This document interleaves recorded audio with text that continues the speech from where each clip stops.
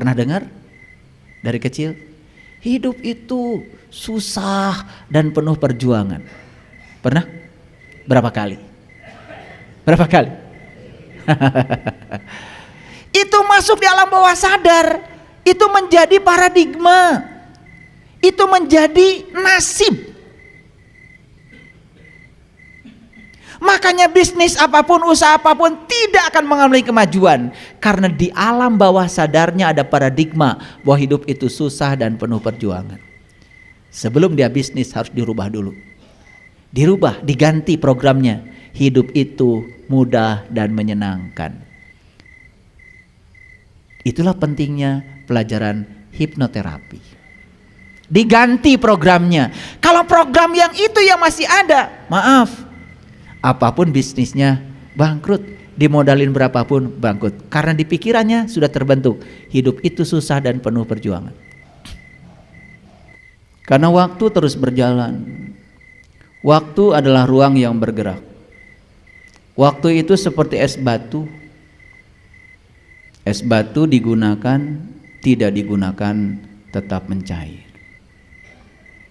Waktu itu seperti itu. Digunakan, tidak digunakan, habis juga. Setelah tidak ada, baru kita meratap, mengeluh, meminta kepada Allah agar kita dikembalikan lagi. Kalau bisa mengulang waktu, seakan-akan kita ingin hidup lagi. Itulah kelalaian manusia pada umumnya. Kenapa? Karena pikiran terus bergerak ke masa depan, tidak pernah hadir di sini saat ini sekarang, melupakan kenyataan hidup. Padahal hidup yang sesungguhnya itu adalah sekarang, di sini, saat ini. Makanya ketika diberi kehidupan, jangan pernah mengatakan saya tidak bisa. Karena begitu saya mengatakan tidak bisa, berarti kita menghinakan Allah yang bersama kita. Begitu kita mengatakan tidak mungkin, kita juga sedang menghinakan diri kita sendiri. Karena orang yang selalu mengatakan tidak mungkin, maka dia tidak akan pernah menemukan keajaiban hidup. Jangan pernah mengatakan saya sudah bisa. Karena begitu saya mengatakan saya sudah bisa, kita akan tertutup dari semua pengetahuan baru. Maka orang yang tertutup dari pengetahuan baru, hidupnya ya begitu-begitu saja. Tidak ada kebaruan dalam hidupnya, hanya mengulang-ulang cara hidup lama yang jelas-jelas cara hidup itu sudah menyengsarakan dirinya. Orang yang sadar tidak pernah mengatakan nanti saja. Karena mengatakan nanti saja adalah suatu kesombongan. Orang yang selalu sadar bahwa hidup adalah di sini, saat ini, sekarang, dia akan melakukan yang terbaik saat ini. Tidak usah melakukan yang sempurna, karena kesempurnaan itu tidak ada. Kesempurnaan itu hanya ilusi pikiran orang-orang yang ambisi dengan pikirannya. Hidup itu cukup dengan totalitas. Totalitas artinya apa yang dilakukan saat ini, lakukanlah. Bisa menengok sahabat kita yang sakit di rumah sakit, lakukanlah. Bisa membawa satu sisir pisang untuk membahagiakan mereka, walaupun pisang yang kita kirim belum tentu diizinkan dimakan oleh saudara kita yang sedang sakit, bawalah.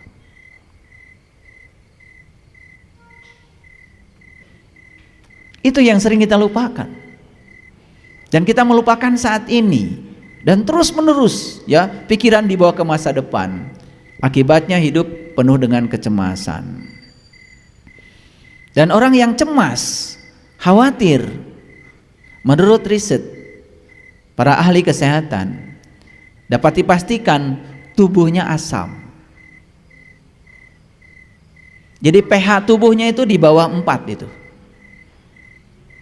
Padahal kita lahir ke alam dunia ini, pH tubuh kita itu 7,7. Ketika kita turun pH tubuhnya dari 7,7 ke bawah, di bawah 7,7, tingkat keasaman tubuh kita tinggi, apa yang terjadi? Segala potensi penyakit dalam diri muncul. Setiap orang itu punya, secara genetika mungkin mewarisi yang namanya kanker. Tetapi kanker itu seperti tanaman, kalau disirami tumbuh, kalau tidak disirami tidak akan tumbuh. Kenapa kanker kok tumbuh pada tubuh seseorang? Karena tubuhnya asam, karena dia menyirami untuk tumbuhnya itu. Makanya di usia muda tubuh ini sudah tidak menjadi kendaraan yang hebat, padahal sang penumpang yang di dalam, sang jiwa kita, belum pernah diantarkan kemana-mana oleh kendaraan ini. Setelah kehilangan kendaraan ini, baru merengek-rengek kepada Allah, minta dikembalikan lagi ke dunia. Begitu cerita manusia sombong dalam Al-Quran. Oleh karena itu,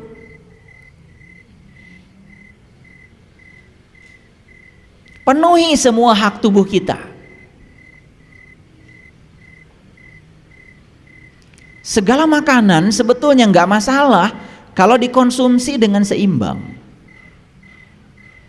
Menjadi masalah kalau dikonsumsi secara berlebihan. Makan nasi nggak apa-apa, karena ternyata di nasi itu ada yang namanya karbohidrat kompleks,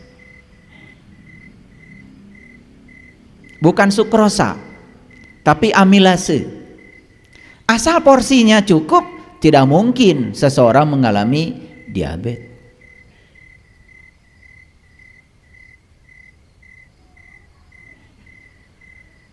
Kalau jantung kita ingin tetap sehat, ya tentu saja kasih makanan yang sehat buat jantung.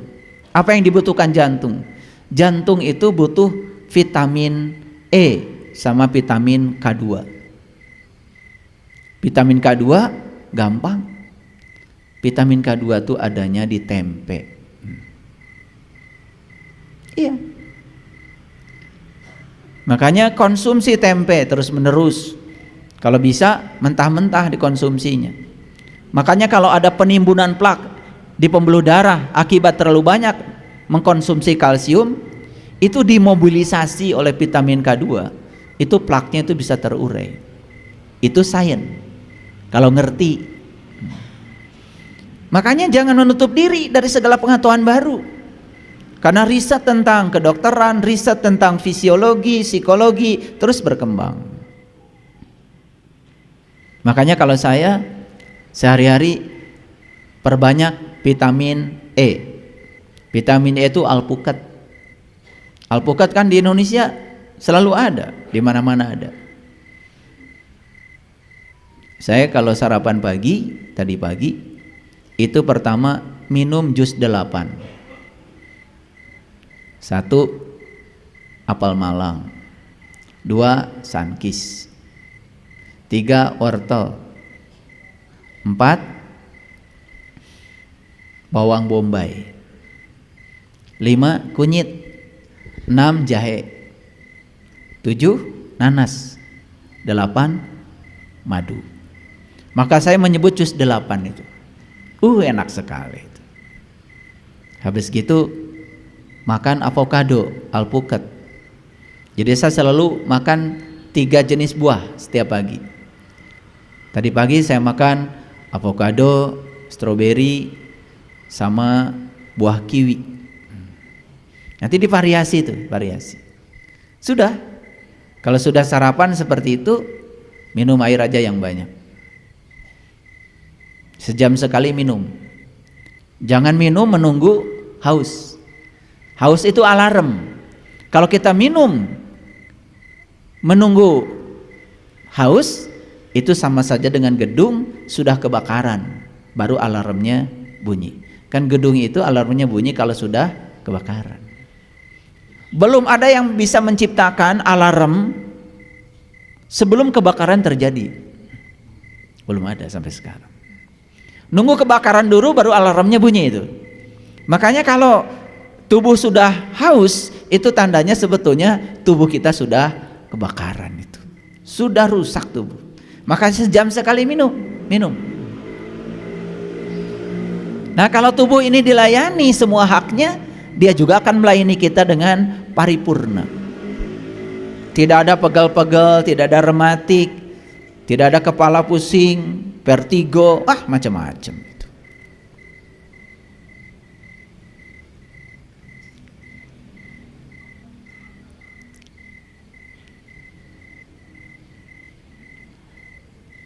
Jika perlu kita harus mengkonsumsi namanya probiotik. Probiotik itu adalah makanan dan minuman yang difermentasi. Gampang kok bikin probiotik. Sudah bisa. Beli nanas 1. Wah, ini ilmu mahal, harusnya bayar ini. Nanasnya usahakan nanas yang banyak airnya tuh. Nanas Subang, bagus, keren. Nanas Subang itu keren sekali untuk fermentasi. Potong-potong tuh. Kalau bisa bonggolnya jangan dibuang. Siapkan wadah yang bisa menampung air 2 liter. 1 nanas masukkan pada air 2 liter itu. Setelah itu potong-potong aja. Di kulitnya dibuang dulu. Setelah itu masukkan jeruk nipis 10 aja. Perasan jeruk nipis. Kasih madu secukupnya sesuai selera. Tutup itu yang rapat. 2 hari kita sudah panen itu. Namanya probiotik. Wah, itu enak sekali. Itu booster itu, sumber energi. Di situ terjadi fermentasi. Itu penting buat kesehatan usus kita. Karena kalau usus sudah sehat, seluruh tubuh akan sehat. Itu namanya pengobatan holistik. Jadi semua orang yang banyak penyakit itu ususnya nggak beres itu. Makanya bereskan dengan itu. Tambah lagi susu yang difermentasi, namanya kefir. Minum itu aja cukup. Aduh, seharian itu gak lelah-lelah itu. Saya ngajar dari jam 7 sampai jam 6 pagi, jam 6 sore. Ya. 4 mata kuliah. Rata-rata 3 SKS. Ada yang 4 SKS. Jam 7 mulai, jam 6 baru keluar dari ruangan. Hanya terselang sholat aja. Gak ada lelahnya. Ya. Nah, ini pengajian urusan kesehatan juga diajarkan itu. Karena apa? Kalau tubuh fisik ini sudah ambruk sebelum jiwa kita diantarkan, itu namanya kita tidak bersyukur.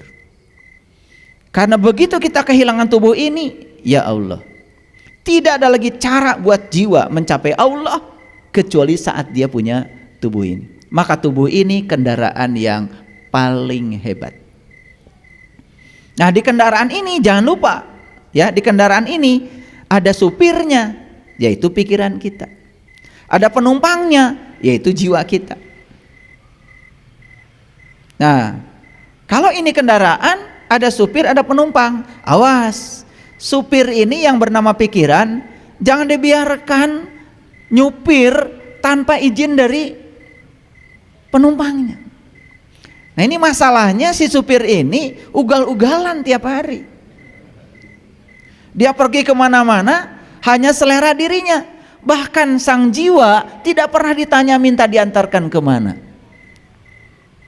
Sudah gitu si supir ini tidak pernah bisa membaca petunjuk jalan. Jadi sering ke jurang itu nyungsep. Nah, petunjuk jalan namanya kitab suci. Nah, kitab suci tidak bisa dibaca oleh orang sembarangan. Oleh karena itu kita harus punya penuntun jalan. Jadi kalau petunjuk jalannya sudah ada, kitab suci, penuntun jalannya juga sudah ada, orang yang ahli membaca petunjuk di kitab suci, tidak akan salah ketika kita melakukan perjalanan. Dan otomatis jalannya harus terpelihara dengan baik. Itulah agama. Jadi agama tuh jalan sebetulnya. Agama tuh bukan tujuan. Agama tuh jalan untuk mencapai tujuan. Makanya di agama ada kitab suci. Kitab suci dibawa oleh para rasul. Nah, para rasul itu disebut penuntun jalan. Kitab suci disebut petunjuk jalan. Sayang, kitab suci sebagai petunjuk jalan itu selama ini hanya dibaca berulang-ulang tanpa diambil petunjuknya apa. Padahal sudah jelas pesan kitab suci kita, terutama Al-Quran, Quran surat. Tidak ada kitab suci yang nama-namanya itu pakai surat. Quran surat, yang namanya surat itu pasti di dalamnya ada pesan. Pesan dari siapa? Pesan dari Dia Sang Pencipta untuk kita yang diciptakan, supaya kita bisa menangkap surat yang dikirim beliau itu, supaya hidup kita tidak menderita, tidak sengsara, agar hidup kita menakjubkan. Jadi kalau penderitaan hidup itu bukan takdir, itu akibat dari kesalahan kita memilih jalan hidup. Nah, oleh karena itu, maka hari ini kita akan berbicara sesuatu yang besar dan luar biasa, yaitu jika hidup hanya untuk diterima orang lain, maka kita akan mati saat kita ditolak. Kan sebetulnya yang terjadi dalam kehidupan kita selama ini, mohon maaf, kita lebih banyak hidup kita itu demi untuk menyenangkan orang lain, sampai kita mengorbankan kemerdekaan kita sendiri agar dipandang baik oleh orang lain. Bukankah itu berpura-pura? Bukankah itu yang disebut dengan kemunafikan hidup? Lalu sepanjang kita hidup seperti itu, maka sepanjang itu pula kita tidak akan pernah menemukan diri kita sendiri. Padahal tujuan kelahiran kita ke semesta ini sebetulnya untuk menemukan diri kita sendiri, agar kita bisa menjadi diri kita sendiri. Itu yang disebut dengan kemerdekaan. Setelah selesai kajian ini, mari kita jujur, introspeksi diri. Sekian lama hidup kita di dunia, ternyata hidup kita hanya berpura-pura baik agar dipandang baik oleh orang lain, dan kita mengorbankan diri kita sendiri.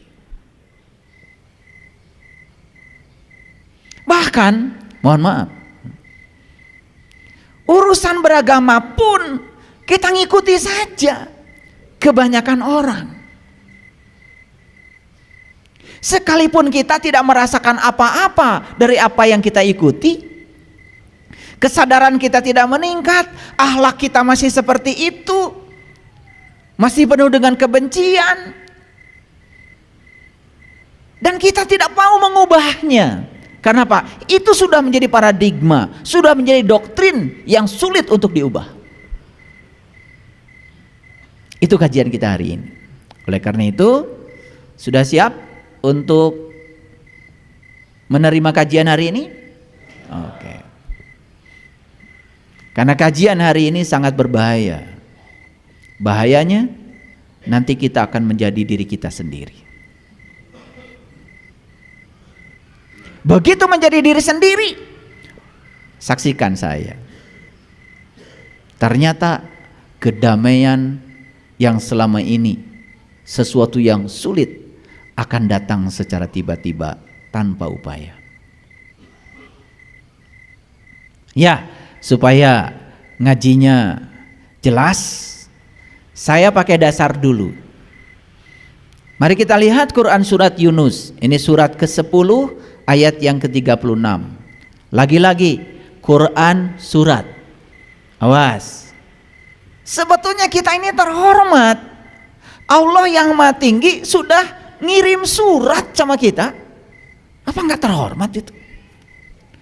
dapat surat dari Pak Bupati aja, diundang makan malam. Waduh, kayaknya nggak tidur 3 hari 3 malam ya.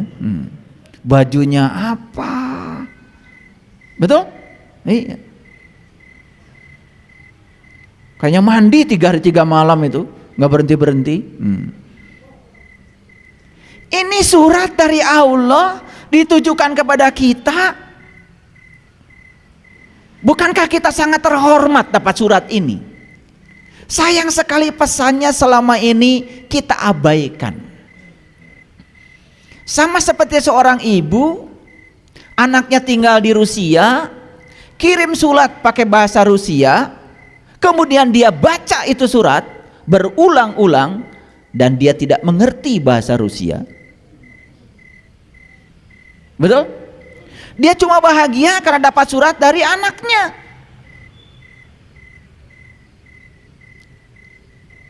Sehari dia baca 3 kali itu surat.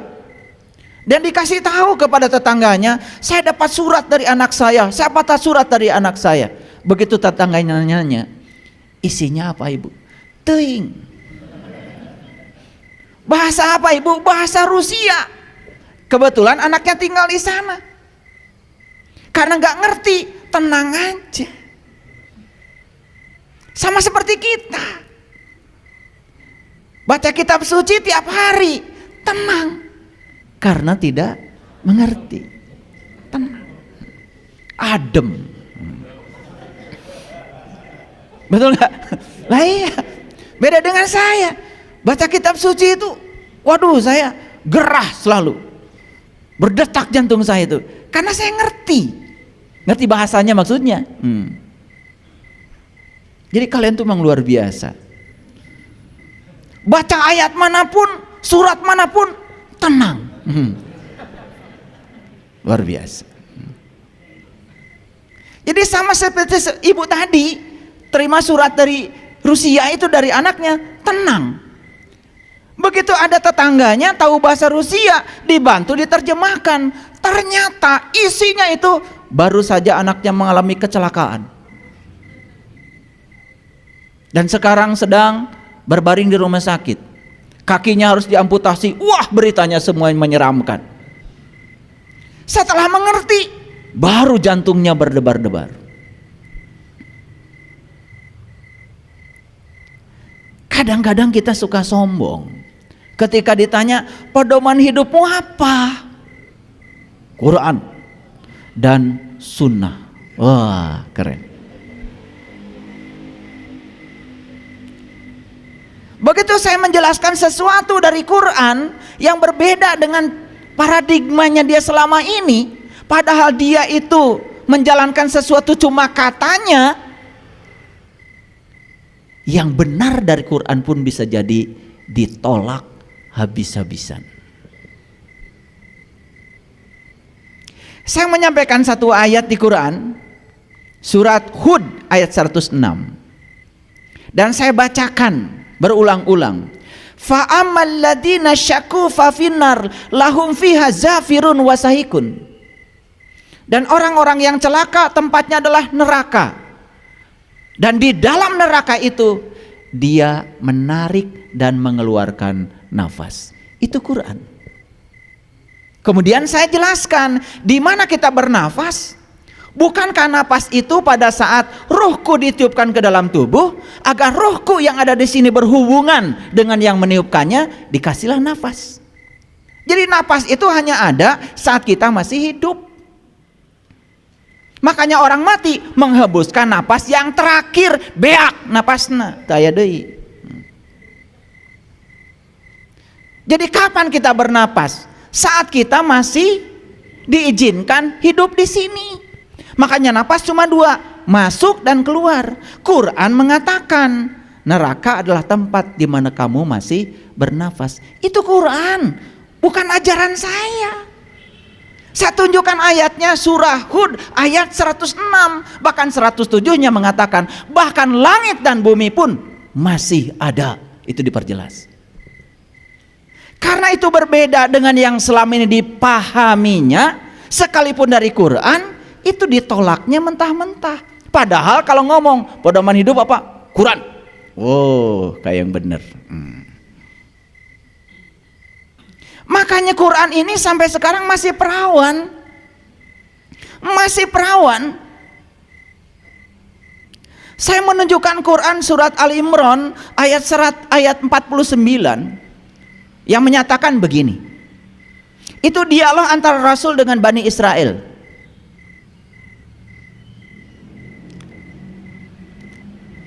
Wa rasulan ila Bani Israel. Itu bunyi ayatnya. Dan Rasul bertemu dengan Bani Israel. Bani Israel itu, Bani itu orang, Israel itu berjalan, El itu Tuhan. Bani Israel itu orang yang berjalan menuju Tuhan. Itu dialog antara seorang utusan Allah dengan Bani Israel, dengan seorang pejalan, dengan seorang pencari. Jadi seperti guru dengan murid lah kira-kira, kontekstualnya begitu. Apa yang dikatakan Rasul kepada Bani Israel? Perkataannya begini.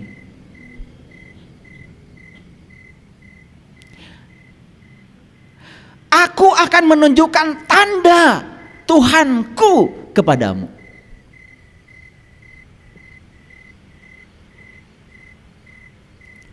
Dan aku akan menjadikan tubuhmu yang berasal dari tanah itu menjadi burung. Dan kamu akan bisa terbang dengan seizin Allah. Itu Quran. Boleh nanti dibaca Ali Imran 49. Jadi sebetulnya manusia itu punya sayap apa tidak? Menurut Quran. Punya kan? Punya.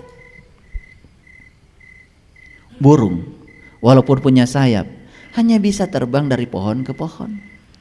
Sedangkan di Quran surat Ar-Rahman, manusia itu bisa menembus sempadan langit. Bisa hijrah dari alam lahir menuju alam batin. Bisa hijrah dari alam yang rendah menuju alam-alam yang tinggi dengan sayapnya. Jadi sayap di situ jelas melambangkan lambang kecepatan. Makanya Nabi Muhammad Isra Mi'raj pakai buruk. Digambarkan sebagai burung. Ada sayapnya? Leluhur kami di tanah Sunda ini dari dulu sudah punya lagu namanya Manuk Dadali. Mesat ngapung luhur jauh di awang-awang, meberkeun jangjangna bangun taya karingrang. Itu lagu spiritual itu. Kenapa bangsa Indonesia menjadikan lambang negaranya itu burung Garuda, burung lagi? Nabi Sulaiman perjalanan spiritualnya juga pakai burung, burung hudhud. Luar biasa. Jadi kalau ingin menapaki kesadaran yang tinggi, yuk gunakan dong sayap yang Allah titipkan kepada kita untuk menuju kesadaran yang lebih tinggi. Kalau kita berbicara langit, langit itu bukan alam lahir. Langit dalam Quran itu adalah lapisan-lapisan kesadaran yang harus kita capai. Puncaknya kesadaran disebut Sidrah Al-Muntaha. Sidrah itu sadar, Al-Muntaha itu penghujung, Sidratil Muntaha. Nah, menuju ke alam yang tinggi jelas harus terbang. Dan Quran menjanjikan siapa yang bisa terbang saat ini, maka aku bebaskan dari 3 penyakit. 1, penyakit buta. 2, penyakit kulit. Kedangkalan pemahaman, kedangkalan pengetahuan. Karena itu sangat berbahaya. Karena orang yang dangkal pengetahuannya biasanya penyakitnya adalah alergi. Alergi terhadap perbedaan maksudnya. Asal orang lain beda dengan dia, walaupun orang lain benar, dianggap salah. Makanya orang yang suka menyalah-nyalahkan orang lain yang tidak siap menerima perbedaan, jelas masih punya penyakit kulit. Gegetret wae. Atau melihat perbedaan itu bukan menerima dan menghargainya. Atau gatel. Kalau nggak komentar, gatel. Kalau nggak nyerang orang, gatel.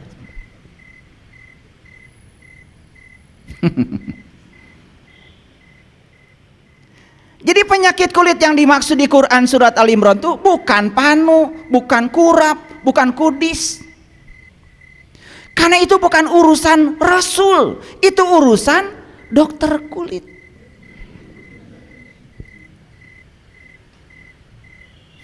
Rasul itu diutus ke dunia menyembuhkan penyakit kulit. Yang dimaksud bukan panu, kurap, kudis.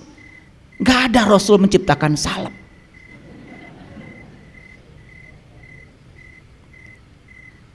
Jadi para nabi, para rasul itu didatangkan ke dunia ini untuk membawa kita tenggelam dalam pemahaman yang dalam. Karena orang yang sudah dalam pemahamannya persis seperti danau yang dalam. Tenang, tidak terombang-ambing lagi oleh situasi di luar. Paham? Oke. Kalau seseorang itu masih menderita penyakit buta, penyakit kulit, puncaknya penyakit adalah kehilangan kesadaran. Maka di surah Al-Imran ayat 49 dikatakan, tugasnya para rasul itu yang nomor 3 adalah membangkitkan orang-orang yang tidak sadar. Apa yang dibangkitkan? Dibangkitkan kesadarannya. Itu yang namanya qiyam. Jadi kiamat itu hari kebangkitan. Kebangkitan kesadaran. Makanya leluhur kami di tanah Sunda mengatakan, sing bisa ngahudangkeun kanu sare. Ngahudangkeun kanu sare artinya membangunkan orang yang tertidur, bukan orang yang lagi tidur dihoya-hoya harus bongan, bukan. Kelihatan bangun tapi sebetulnya dia tidur. Kenapa? Karena tidak sadar. Oke. Sekarang kita lihat, masuk. Udah siap ya? Masuk ayat ya? Oke. Ini surat. Pesannya tangkap ini dari Allah. Nah, kata Quran surat Yunus ayat 36, "Wa ma yattabi'u aksaruhum illa dhanna." Dan kebanyakan mereka tidak mengikuti kecuali dengan persangkaan saja. Persangkaan bahasa Qur'annya dhon. Bahasa lainnya adalah persepsi, pembenaran.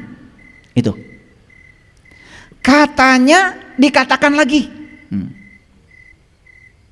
Itu yang disebut dengan zon. Wa ma yattabi'u aksaruhum iladon, dan kebanyakan mereka tidak mengikuti kecuali dengan persangkaan saja. Yuk jujur pada diri kita. Nah, kalau baca surat ini, kalau saya langsung bergejolak. Kan kebanyakan itu lawannya sedikit. Betul nggak? Berarti yang mengikuti sesuatu bukan dengan persangkaan kan sedikit. Itu bahasa logikanya. Bisa nangkep? Ayat ini mengatakan kebanyakan manusia mengikuti sesuatu hanya dengan persangkaan. Kan bukan seluruhnya. Alhamdulillah. Coba kalau seluruhnya. Ini ayatnya kebanyakan. Berarti masih ada dong yang mengikuti sesuatu tidak dengan persangkaan, dengan ilmu, dengan nalar, dengan pengetahuan, dengan bukti, dengan pengalaman. Masih ada kan? Nah, kalau saya nih baca surat, langsung otak saya jalan. Saya termasuk yang mana? Kebanyakan atau yang sedikit? Kalau saya, kalau Bapak Ibu nggak tahu, nyampe situ nggak mikirnya. Karena ini surat kan, saya tangkap pesannya. Kalau saya ingin termasuk yang sedikit, gimana caranya ya? Itu pertanyaan saya berikutnya.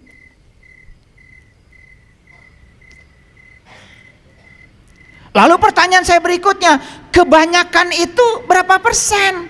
Kan gitu. Lalu kalau sedikit berapa persen? Ternyata Quran ada kasiro, ada kolil.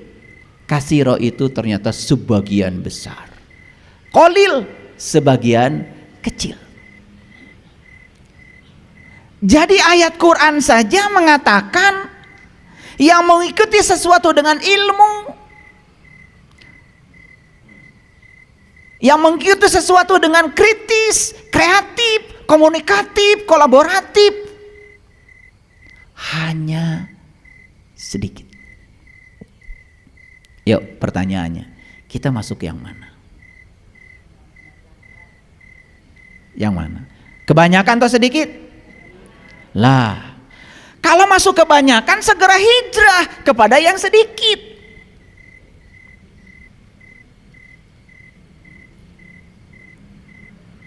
Paham? Lanjut dulu. Perlu saya buktikan. Kalau kita mengikuti sesuatu dengan zon, kan kita itu mengikuti sesuatu itu kebanyakan tidak pasti. Susuganan, kali aja. Coba kalau saya tanya, udah sholat? Sudah. Itu takbirnya gimana? Loh kok takbirnya begitu? Ya ada orang lain juga begitu. Dzon.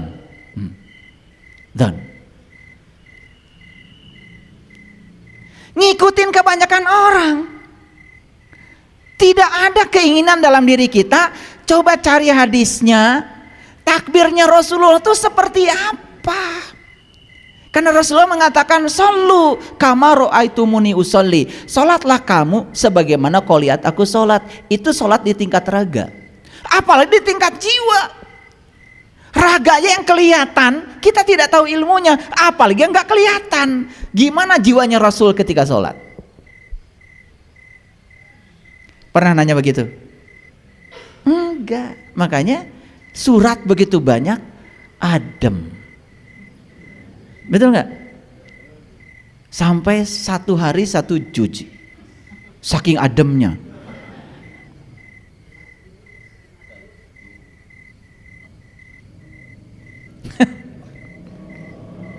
Padahal kalau kita mikir 1 ayat saja luar biasa, bukan? Betul nggak? Lanjut dulu. Innazon, sesungguhnya sakwa sangka, la yugni minal haqqi syai'a. Tidak sedikit pun berguna untuk mencapai kebenaran. Innallaha alimun bima yaf'alun. Sesungguhnya Allah mengetahui apa yang kamu kerjakan. Yang kamu kerjakan itu ada ilmunya, gak ada ilmunya, Allah tahu.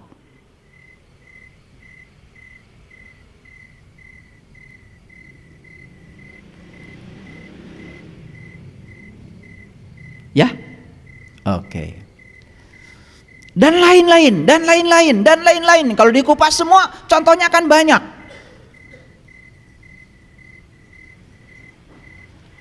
Nanti kita akan buka sedikit-sedikit ya rahasianya.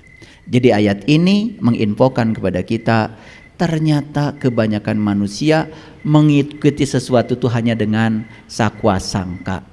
Apa kata orang? Orang yang mengatakan itu, apa kata orang lagi?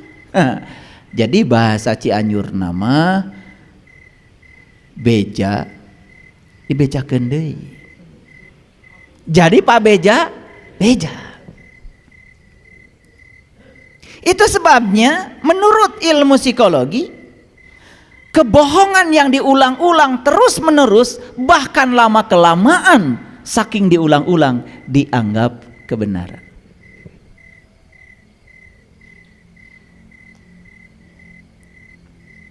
Begitu banyak paradigma yang sedang mencengkram pikiran kita. Bahkan sampai sekarang kita tidak tahu apakah itu kebohongan atau kebenaran. Jangan-jangan kebohongan yang diulang-ulang, lama-kelamaan dianggap kebenaran. Itu sistem berpikir manusia. Oke, ayat ini jelas? Hanya info saja dari saya. Kebanyakan manusia mengikuti sesuatu hanya dengan zon.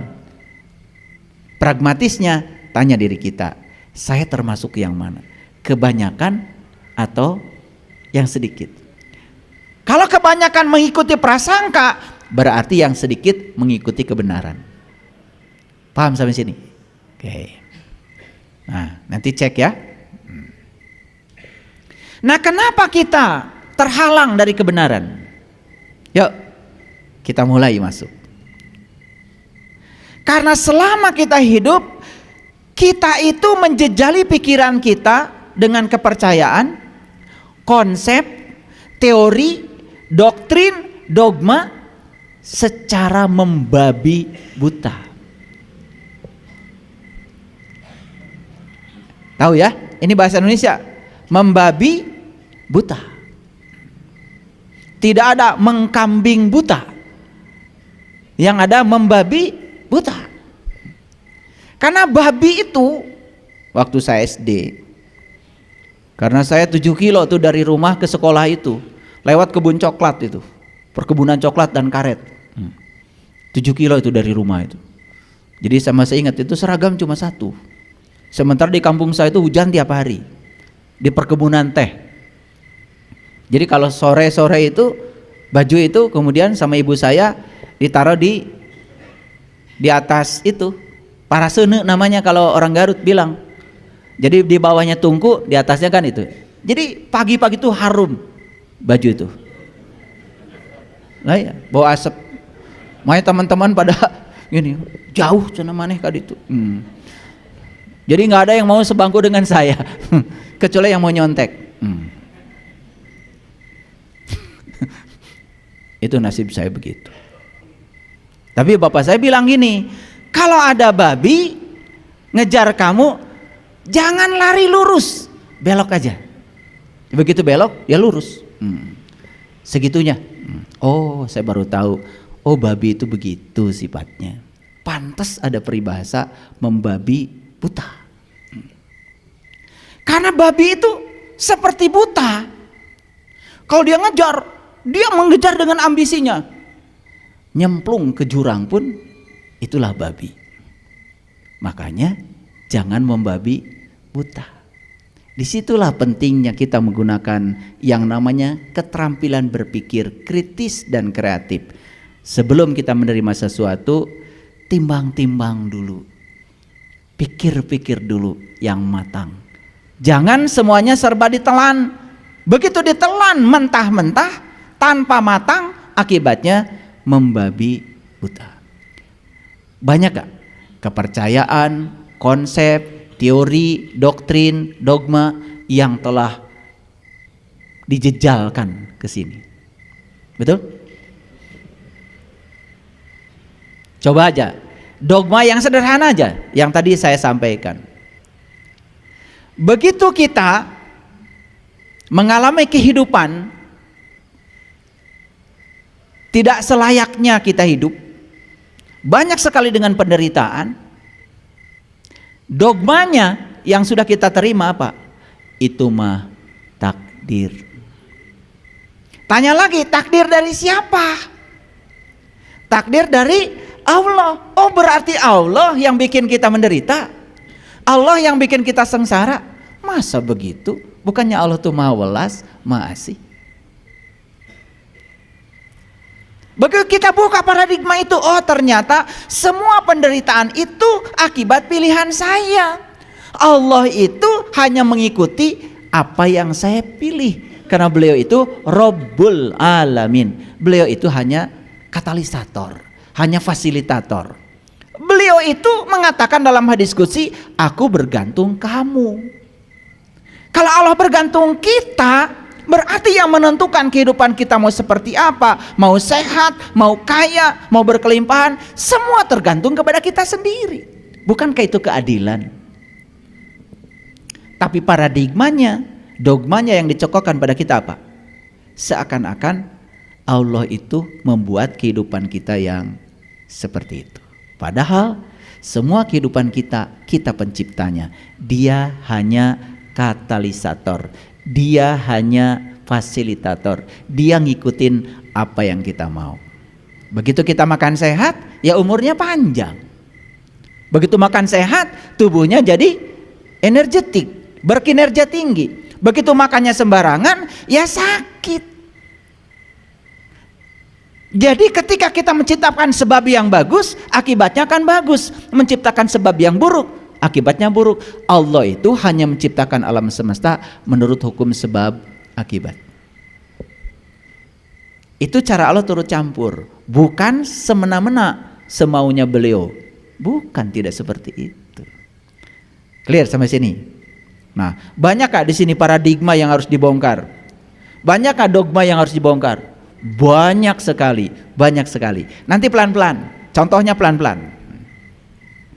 Jadi yang pertama, penghalang kebenaran itu adalah karena kita bertahun-tahun menjejali pikiran kita dengan kepercayaan, konsep, teori, doktrin, dogma secara membabi buta. Kita yang menjejalkan itu semua ke sini. Kita yang mengizinkannya. Dua, kita sudah lama membiarkan diri kita dikondisikan oleh orang lain yang tidak memahami kebutuhan kita sendiri. Paham? Karena kita tidak menjadi diri kita. Kita selamanya jadi orang lain. Orang terdekat yang pertama kali mengkondisikan kita dan tidak memahami kebutuhan kita adalah orang tua kita. Coba. Begitu kita lahir, orang tua kita, mohon maaf, tanpa ditanya kita, tanpa itu, tanpa ini, dalam keadaan kita belum dewasa, bahkan kita harus sudah menganut agama tertentu, keyakinan tertentu, coba, tanpa ditanya. Betul nggak? Jadi artinya kita, ya, membiarkan diri kita dikondisikan oleh orang lain yang tidak memahami kebutuhan kita. Sampai urusan-urusan besar dalam hidup. Satu, urusan pendidikan, tergantung orang tua. Dua, urusan pekerjaan, tergantung orang tua. Tiga, bahkan urusan perjodohan, ada intervensi dari orang tua. Wah, ini akibatnya akan sangat buruk. Saya menemukan data, ternyata banyak orang yang bekerja tidak bahagia di pekerjaannya karena dia tidak berbakat di situ. Dia hanya mengikuti maunya orang tua, ambisi orang tua. Orang tua tidak menghargai kelahiran anak sebagai tamu agung. Orang tua malah mencetak anak harus menjadi seperti dirinya sendiri. Jangan-jangan kita semua selama ini jadi orang tua yang otoriter. Dan itu penghalang kebenaran. Makanya nanti suatu saat, ya, saya akan buka parenting. Harus diubah cara berpikir kita. Hargai anak sebagai tamu agung yang datang ke semesta ini untuk dihormati. Yang punya rencana hebat dengan anak kita bukan kita orang tuanya. Yang punya rencana hebat dengan anak kita adalah Dia Sang Pencipta. Kita hanya kelewatan saja kelahiran. Dan jangan lupa, yang melahirkan anak kita bukan ibunya. Ibu itu hanya kelewatan saja untuk lahirnya seorang anak. Yang melahirkan dia adalah Dia Sang Pemilik semesta. Masih menyangkal? Ibu-ibu gak bisa ngeden kalau tidak ada nafas. Bukankah nafas itu adalah bukti kehadiran Dia? Siapa yang melahirkan anak kita? Allah lewat rahim kita. Kita itu hanya kelewatan lahir. Ini saya sedang berbicara kesadaran. Dan sekarang saya bukan sedang ceramah, tapi sedang hipnoterapi. Nanti jangan heran, alam bawah sadar kita akan dibuka semuanya setelah ini. Sehingga kita bisa jujur pada diri kita sendiri. Yuk, urusan pendidikan, urusan pekerjaan, bahkan urusan jodoh pun orang tua ikut campur. Senang kepada si A, tidak senang kepada si B. Bahkan ketika anak punya pilihan pun datang otoritas orang tua. Kalau kamu memilih dia, sudah keluar dari rumah. Wah, seperti itu. Orang tua semacam apa yang semacam itu? Itu karena tidak mengerti kalau anak itu adalah tamu agung yang datang ke semesta untuk dihormati, untuk dihargai. 2, membiarkan diri kita dikondisikan oleh orang lain yang tidak memahami kebutuhan kita. Saya jujur mau tanya, apakah kita mengerti kebutuhan anak kita? Jangan-jangan kita tidak mengerti kebutuhan mereka, dan mereka hanya dicekoki sesuatu yang dianggap dibutuhkan oleh mereka oleh kita, padahal bukan kebutuhannya. Mungkin saja mereka tidak butuh uang yang banyak, hanya butuh komunikasi, hanya butuh makan bareng. Dan banyak orang tua, kalau sudah dia mencukupi uang, asal ditransfer, cukup. Padahal banyak anak yang menjerit. Kenapa? Saya tidak butuh uang, saya tidak butuh transfer. Saya hanya butuh pelukan, hanya butuh rangkulan. Anak-anak saya sudah besar semua. Sampai sekarang. Yang sudah nikah pun masih butuh pelukan saya. Karena dengan 1 pelukan, 2 pelukan ketika bertemu, mereka merasa tenang. Dan ternyata pelukan itu adalah healing, menyembuhkan. Bayangkan, pelukan aja yang murah tidak mereka terima. Dan kita menganggap seakan-akan uang adalah segalanya. Mereka cuma butuh komunikasi, mereka butuh diperhatikan untuk tumbuh menjadi anak yang hebat. Apa yang terjadi? Orang tua yang tidak komunikasi dengan anaknya, dijejali uang yang banyak, salah jalan. Saya 9 tahun pernah jadi wakil kepala sekolah bidang kesiswaan di sekolah hebat di Bandung. Wakil kepala sekolah bidang kesiswaan tahu persis apa yang dilakukan anak murid. Dan mereka membelanjakan uang itu untuk sesuatu yang sesungguhnya akan menghancurkan masa depan mereka sendiri. 3, yang menghalangi kebenaran itu datang tidak mengenali wajah asli kita sendiri. Awas, ada 2 wajah kita. Wajah lahir kita dan wajah batin kita. Itulah pentingnya kita harus mengenal diri kita sendiri. Kenali wajah lahir kita, kenali wajah batin kita. Hadirin, ketika kecil saya mulai bertanya, kenapa ya manusia kok wajahnya lain-lain? Saya satu keluarga saja gak ada yang sama. Apalagi saya mencermati 8 miliar penduduk bumi sekarang, wajahnya gak ada yang sama. Pertanyaan itu ternyata tidak gampang hadirin dijawabnya. Saya pernah bertemu beberapa orang yang saya anggap sudah matang keilmuannya. Kenapa wajah manusia berbeda? Semua jawabannya takdir. Kalau takdir berarti Allah semena-mena dong. Ingin bikin wajah si ini begini, ingin wajah ini begini, ingin bikin wajah ini mancung, ingin wajah ini pesek. Begitu? Allah lagi yang disalahkan. Ternyata setelah saya belajar keliling, bahkan keliling dunia, saya belajar banyak tradisi, saya ketemu jawabannya.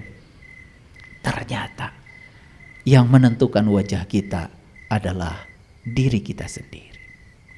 Wajah kita dibangun oleh data kita. Nah, secara mikrobiologi ternyata tubuh kita dibangun oleh sel. Sel di dalamnya ada DNA. Satu sel ada satu DNA. Ternyata di DNA itu ada data kita. Dan kita terbentuk oleh data kita sendiri. Saya beruntung. Saya pernah belajar tentang DNA lebih dalam. Sampai rantai polimernya DNA saya pernah belajar. Saya pernah memecahkan dengan komputer, ya, dengan komputasi. Itu memecahkan orbital molekulnya DNA. Bukan orbital atom, orbital molekul.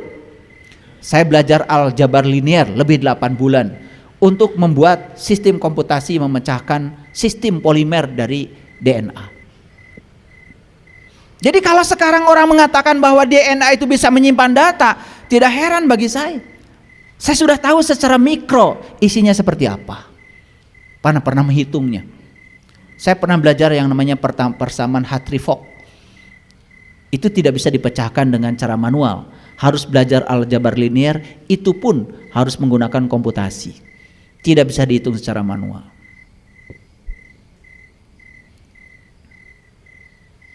Jadi ternyata yang menentukan wajah kita adalah data kita masing-masing. Kenapa wajah kita saat ini seperti ini? Itu datamu.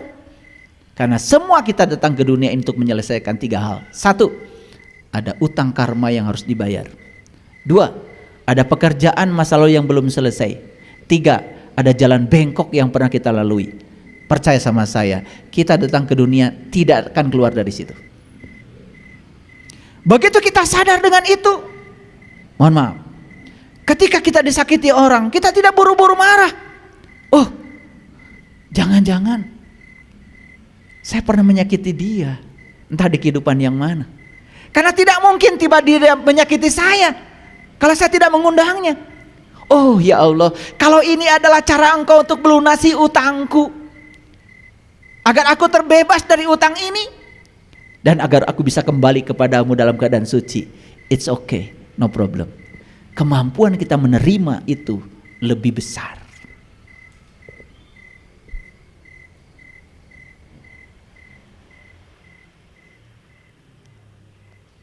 Jangan-jangan wajah lahir kita saja sampai sekarang kita tidak kenal. Kita cuma tahu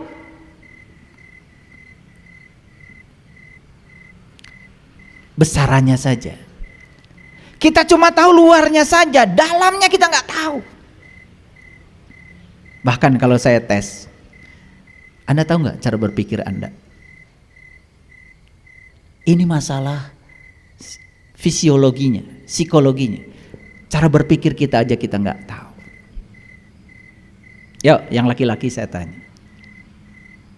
Tahu nggak cara laki-laki berpikir seperti apa? Laki-laki itu ternyata otak kiri dan otak kanannya tidak punya corpus callosum. Tidak ada jembatan penghubung otak kiri dan otak kanan. Makanya laki-laki rasa dan logikanya terpisah. Perempuan lain lagi. Otak kiri dan otak kanannya ada jembatannya. Sehingga otak kiri dan otak kanan ada jembatan penghubung. Mohon izin, mohon maaf.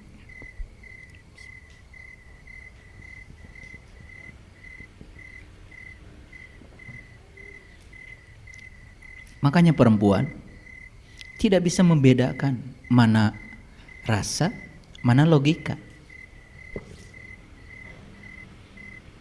Akibatnya apa? Akibatnya kalau perempuan punya masalah, perempuan itu tidak perlu solusi. Hanya perlu didengar. Hebatnya perempuan, didengar saja sudah solusi.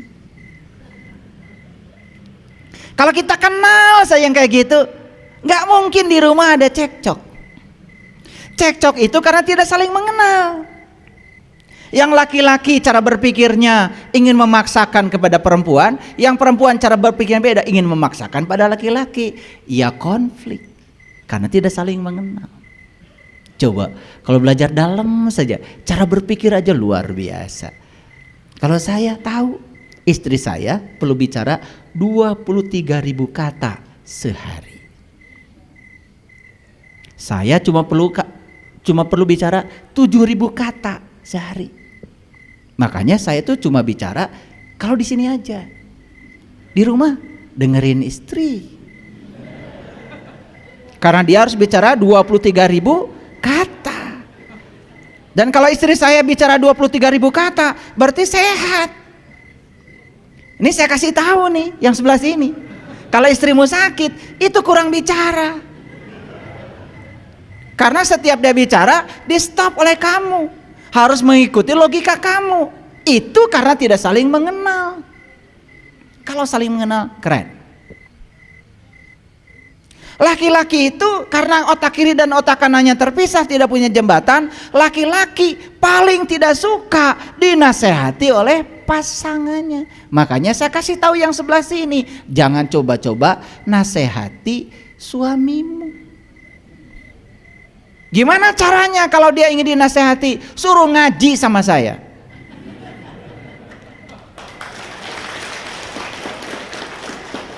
Karena menurut riset John Gray, ini riset nih, bukan saya sedang iklan supaya ngaji. Nggak penting amat bagi saya.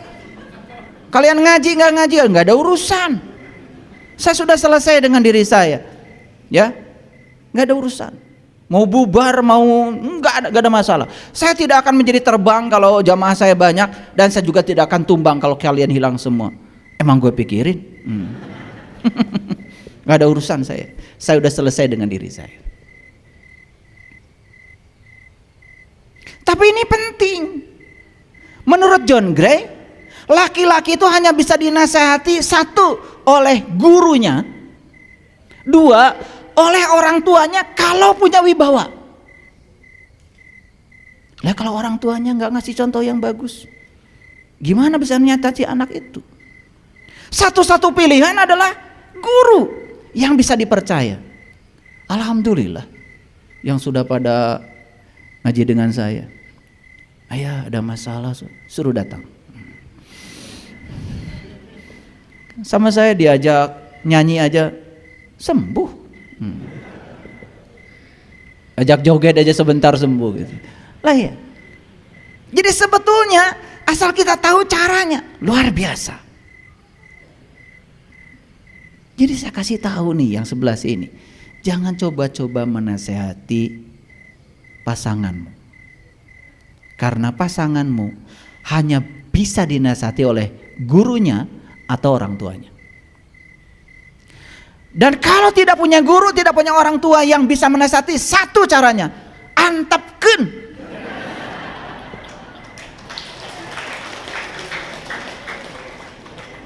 Ini hasil riset John Gray. John Gray itu risetnya 15 tahun. Ditulis dalam buku Men Are From Mars, Women Are From Venus. Makanya gaul dikit.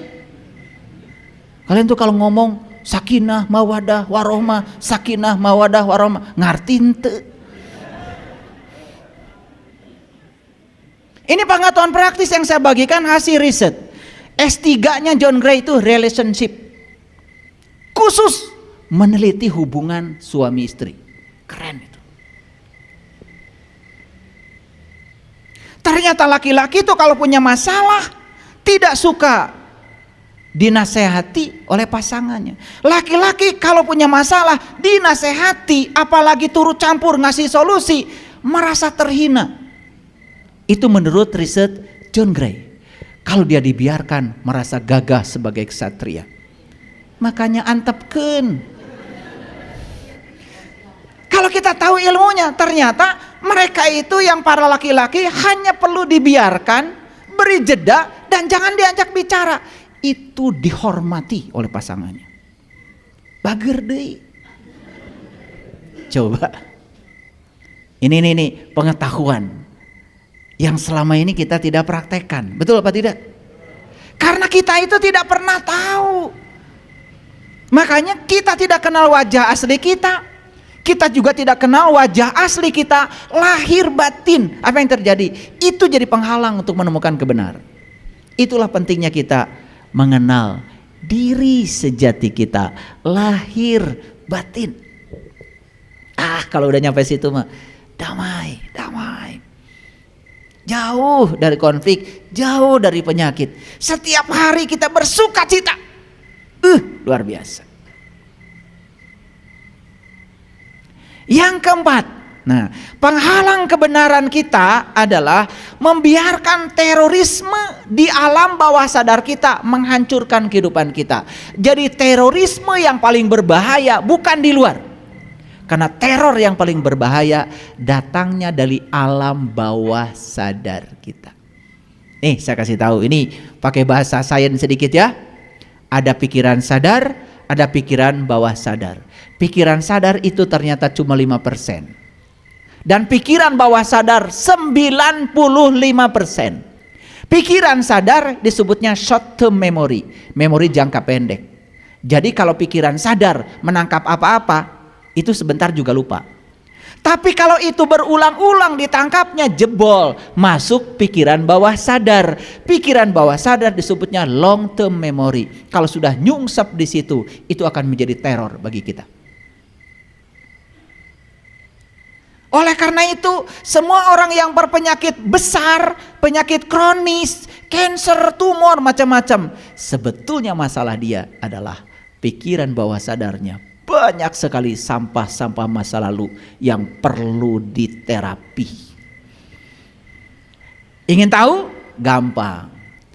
Kalau pikiran bawah sadar itu tersentuh sedikit saja aja stimulus, itu keluar aslinya.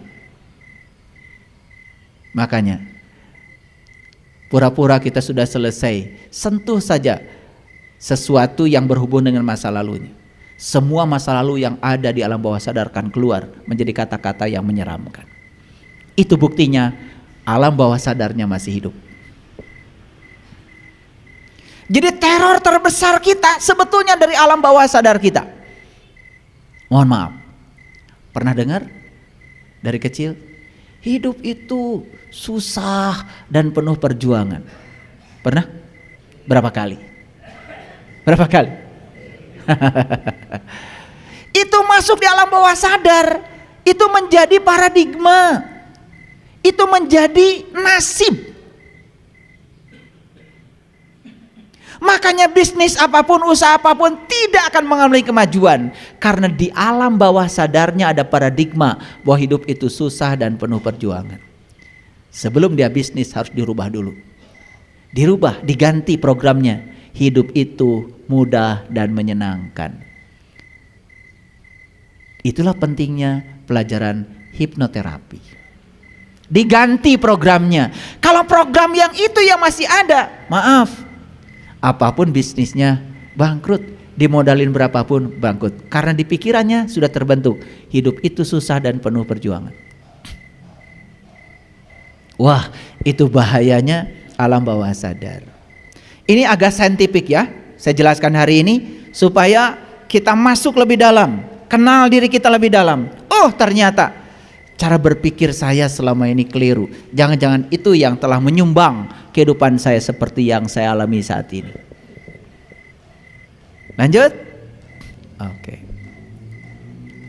Yang kelima, penghalang kebenaran itu karena kita mencari kebenarannya keluar dari diri kita.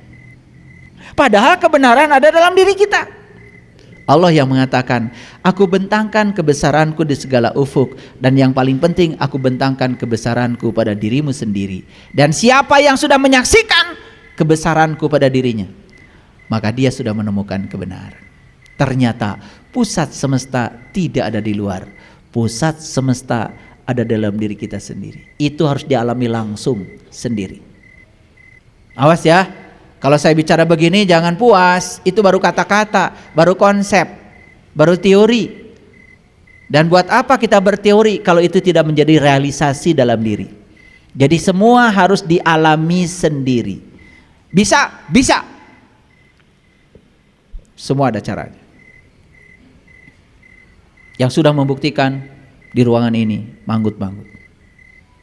Luar biasa. Tidak mungkin Allah mengatakan sanurihim ayatina fil afaq wa fi anfusihim hatta yatabayyana lahum annahul haq.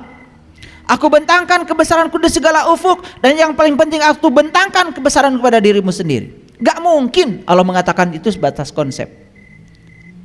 Dan itu harus menjadi realisasi, harus menjadi pengalaman spiritual.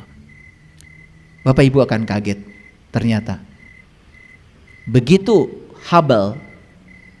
teleskop Hubble menemukan yang disebut dengan mawar merah. Ternyata Nabi Muhammad sudah melihat itu. Dan itu diabadikan dalam Quran surat Ar-Rahman ayat 37. Fa idza saqatis sama'u fakanat wardatan kadihan fa bi ayyi ala'i rabbikuma tukadziban. Ketika langit rohanimu terbuka, saat itu kau akan menyaksikan merah mawar seperti kilapan minyak. Jadi antara sains dengan spiritual itu saling mendukung, saling menguatkan. Ternyata apa yang ada di alam besar ada di alam kecil ini. Bahkan suatu saat akan terbalik. Ternyata alam besar yang sebenarnya adalah diri saya. Yang di luar diri saya adalah alam kecil. Kalau kita menjelajahi ke dalam, ternyata tak terbatas dalam diri kita itu. Tanpa batas. Yang keenam, penghalang kebenaran adalah puas dengan pengetahuan pinjaman. Tahu pengetahuan pinjaman? Yang tadi, pengetahuan katanya. Hanya sebatas konsep, hanya sebatas teori, tidak dialami langsung oleh kita. Itu namanya pinjaman. Dan semua yang pinjaman bukan milik kita, akan hilang. Mahasiswa hanya siap ketika mau ujian. Bahkan saya tanya yang semester kemarin, di semester berikutnya sudah lupa. Kenapa? Karena dia hanya memasukkan pengetahuan pinjaman di otaknya. Dia tidak betul-betul memahami apa pengetahuan itu sesungguhnya. Bahkan tidak mengalami. Oleh karena itu, semua pengetahuan yang sebatas teori dan konsep tetapi tidak menjadi pengalaman pribadi kita, itu semua pengetahuan pinjaman. Dan sebentar akan hilang. Yang selanjutnya, penghalang kebenaran itu adalah tidak mampu melepaskan segala formula yang telah melumpuhkan potensi spiritual kita, membutakan kecerdasan kita, bahkan membunuh kemanusiaan kita sebagai manusia. Nih saya kasih tahu, banyak gak formula? Formula itu semacam resep masak. Kita menjalankan ritual itu kayak resep masak, betul? Sholat 4 rakaat, ya udah, yang penting 4 rakaat dijalankan. Bacaannya juga dibacakan. Tetapi hanya ngegelontor saja. Bilang ini wajahtu wajhialilladzi fataras samawati wal ardh, ngegelontor saja. Kan itu sudah jadi formula.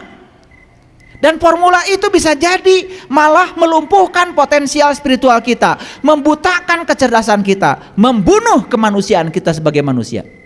Saya kasih tahu.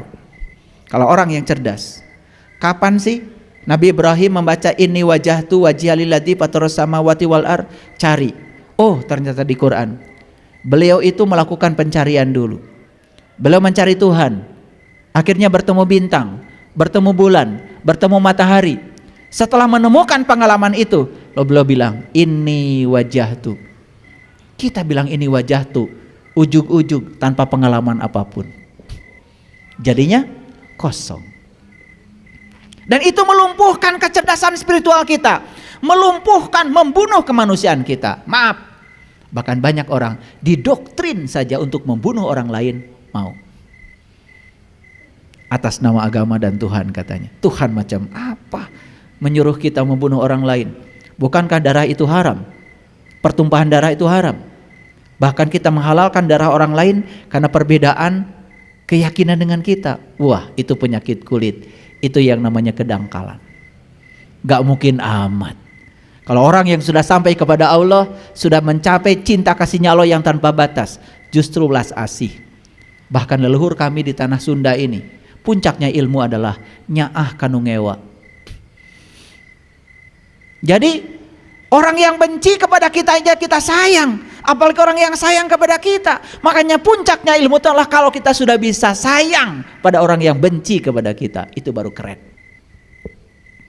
Karena tidak mungkin kejahatan dilawan dengan kejahatan, tidak mungkin kegelapan dilawan dengan kegelapan. Kegelapan hanya perlu cahaya. Oleh karena itu kejahatan hanya bisa dilumpuhkan dengan satu, yaitu cinta kasih. Banyak gak formula yang telah melumpuhkan kita, melumpuhkan kecerdasan spiritual kita, melumpuhkan potensi kita, bahkan membunuh kemanusiaan kita, karena formula itu dianggap kebenaran, padahal kebohongan yang diulang-ulang lama-kelama dianggap kebenaran. Makanya banyak orang yang rela, mohon maaf, meledakkan tubuhnya, menyakiti orang lain, karena ada formula di sini. Menghancurkan kemanusiaannya dia sendiri. Padahal Rasulullah mengatakan sebaik-baiknya manusia yang berguna bagi manusia yang lain. Berguna itu berarti menjadi sumber cinta, sumber sukacita, sumber kedamaian, sumber kebahagiaan. Itu namanya berguna, bukan menjadi sumber bencana bagi orang lain. Coba, orang meledakkan tubuhnya jadi sumber bencana bagi orang lain. Berguna dari sisi apa? Tapi karena ada formula yang membangun ini. Hati-hati. Jangan izinkan formula itu. Apalagi kalau formula itu melumpuhkan potensi spiritual kita, membutakan kecerdasan kita. Ujungnya malah membunuh kemanusiaan kita sebagai manusia. Hadirin, harga dirinya manusia itu adalah kemanusiaannya. Dan kalau manusia sudah kehilangan aspek kemanusiaannya, tidak layak disebut manusia. Setuju? Oke. Yuk, sekarang masuk. Jangan takut untuk menjadi berbeda. Takutlah untuk menjadi sama. Kan banyak yang takut untuk berbeda.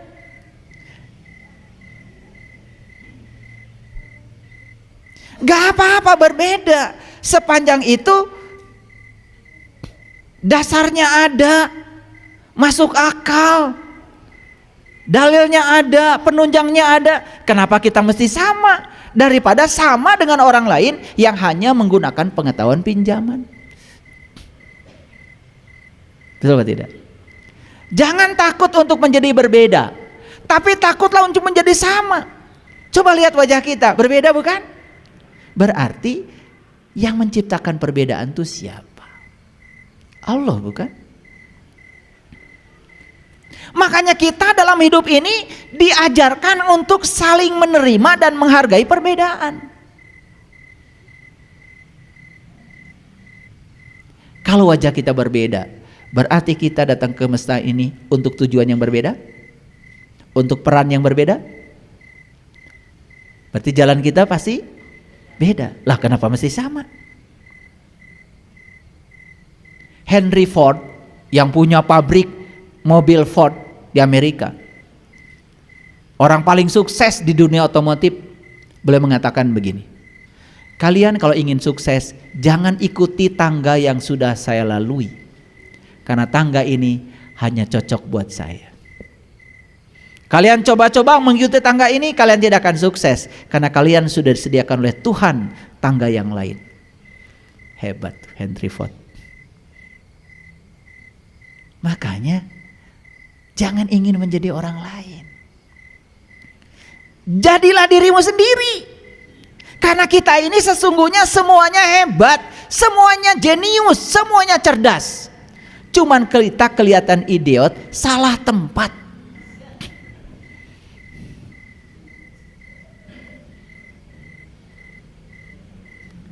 Ikan itu jenius kalau disuruh berenang. Dari sejak lahir dia sudah tidak usah pakai guru renang, bisa ngojay. Tapi kalau ikan disuruh memanjat, idiot, salah tempat. Monyet itu jenius disuruh memanjat, tapi kalau monyet disuruh berenang, idiot, salah tempat. Semua kita itu jenius. Cuman kenapa kelihatan bodoh dan idiot?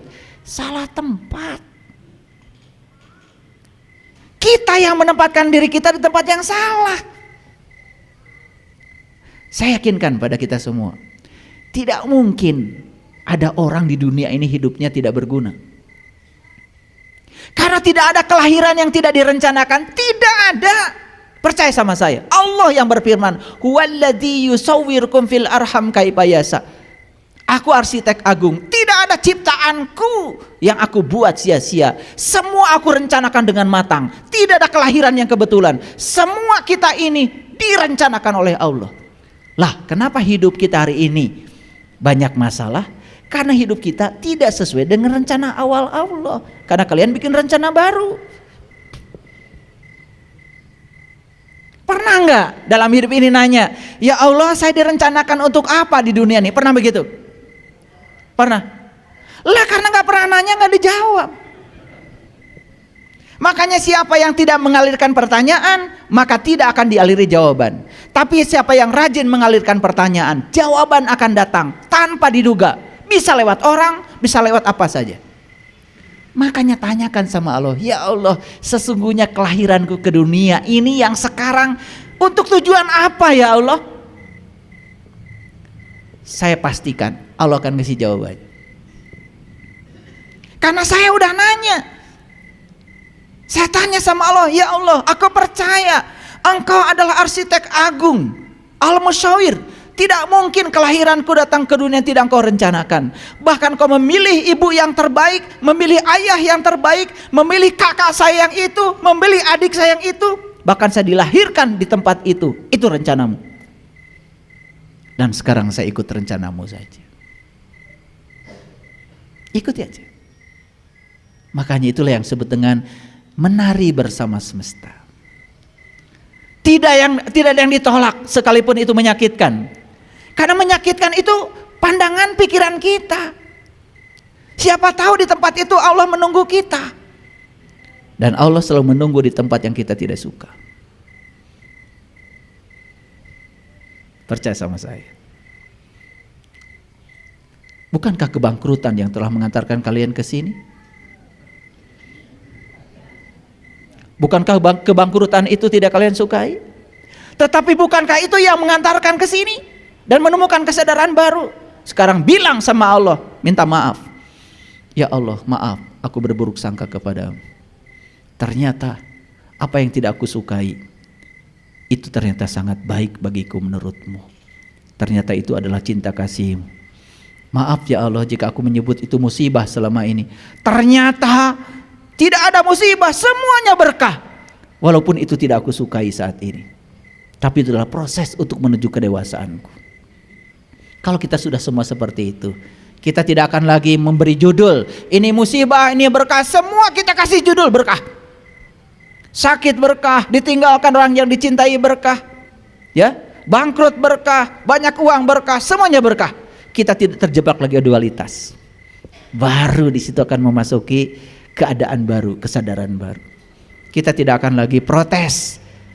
Kita menikmati proses dengan sesungguhnya. Satu, jangan takut untuk menjadi berbeda. Takutlah justru kalau menjadi sama. Karena kita memang diciptakan oleh Allah untuk tujuan yang berbeda. Paham sampai di sini? Oke. Ingat judul tadi. Judulnya apa?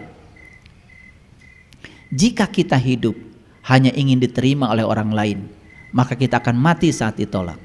Sekarang berhenti berpura-pura. Jadilah diri kita sendiri. Saya kasih tahu, ingin mengesankan orang lain? Ingin mengesankan orang lain? Ingin mengesankan orang lain? Masa enggak ingin? Ingin mengesankan orang lain? Ingin berkesan bagus di mata orang lain? Tahu caranya? Kalau ingin mengesankan orang lain, malah kita menjadi orang lain, kita sedang menghancurkan diri kita sendiri.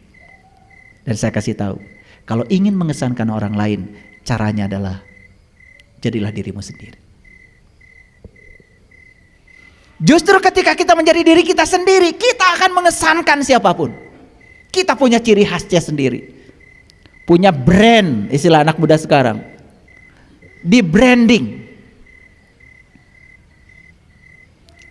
Kalian cari Indomaret, tidak usah cari tulisan Indomaret.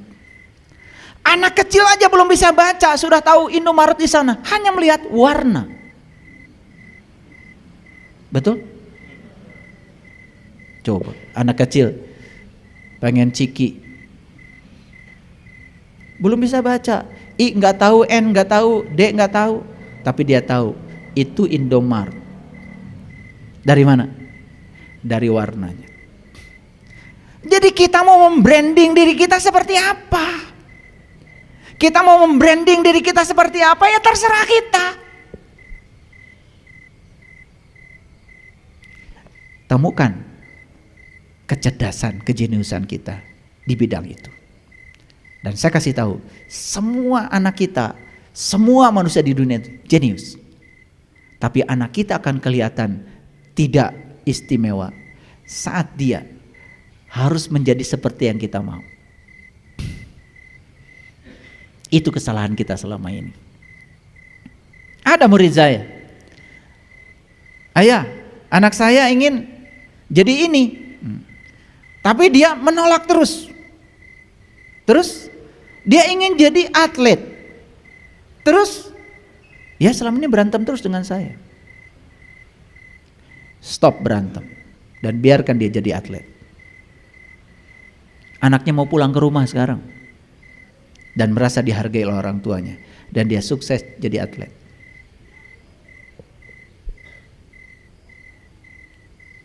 Ya. Jadi secara fisiologi bentuk tubuh, secara psikologi manusia tercipta berbeda. Makanya latihan pertama untuk menerima dan menghargai perbedaan, kita oleh Allah dipasangkan dengan pasangan hidup kita. Jadi pernikahan itu adalah universitas kecil untuk latihan menerima dan menghargai perbedaan. Jadi orang yang di luar suka menyerang orang lain, itu pasti di rumahnya berantem. Orang yang di luar suka menyerang orang lain yang berbeda dengan dirinya, itu pasti di rumahnya gagal. Dan orang yang di luar toleran kepada orang lain, pasti di rumahnya udah toleran. Ini saya kasih tahu. Latihan pertama kita menerima dan menghargai perbedaan adalah di rumah. Dan tidak mungkin kita dipasangkan dengan yang sama. Makanya di Quran disebutnya azwaja, pasangan. Kalian tidak pernah beli sendal jepit kiri-kiri, kanan-kanan. Pasti kiri, kanan. Gak pernah beli sepatu kiri-kiri atau kanan-kanan. Pakai sepatu kiri-kiri atau kanan-kanan jatuh. Tapi kalau pakai kiri-kanan bersama, serasi, sempurna. Jadi saya kasih tahu, semua yang dalam rumah tangganya masih banyak konflik, sederhana sebetulnya. Tidak tahu tujuan menikah. Tujuan menikah cuma satu, latihan menerima dan menghargai bahwa Anda dengan pasangan Anda berbeda.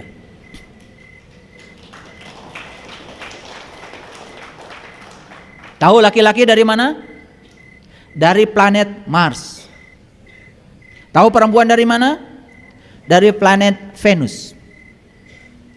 Jadi dulu ya, para penghuni planet Mars menciptakan teleskop untuk ngintip semua makhluk yang hidup di planet Venus. Diintip dari Mars. Wih, banyak yang cantik. Ih, banyak yang menarik. Apa yang terjadi?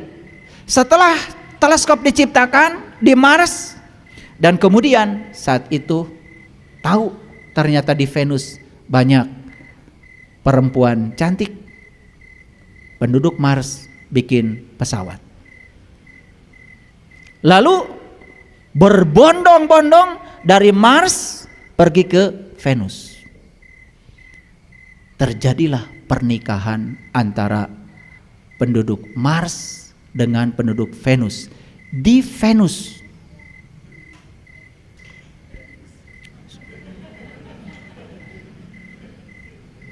Nah, setelah terjadi pernikahan itu, masing-masing pasangan masih sadar kalau yang laki-laki dari Mars, yang perempuan dari Venus. Makanya di situ masih sukses latihan menerima dan menghargai perbedaan. Setelah itu kemudian, setelah menikah, laki-laki dan perempuan yang di Venus ini ingin tamasya ke bumi ini. Naik pesawat ke sini. Begitu sudah sampai di bumi, dua-duanya lupa bahwa dia berasal dari planet yang berbeda. Di sini makanya berantemnya.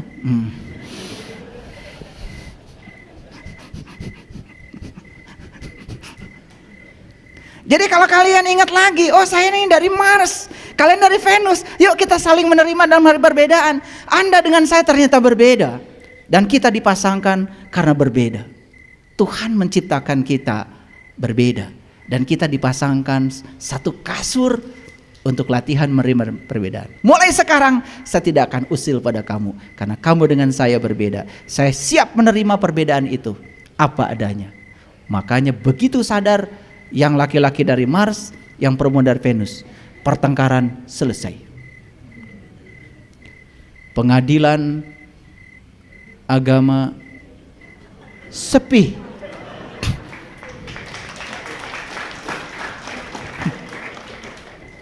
Jadi saya itu ingin bikin pelatihan gimana caranya supaya pengadilan agama sepi.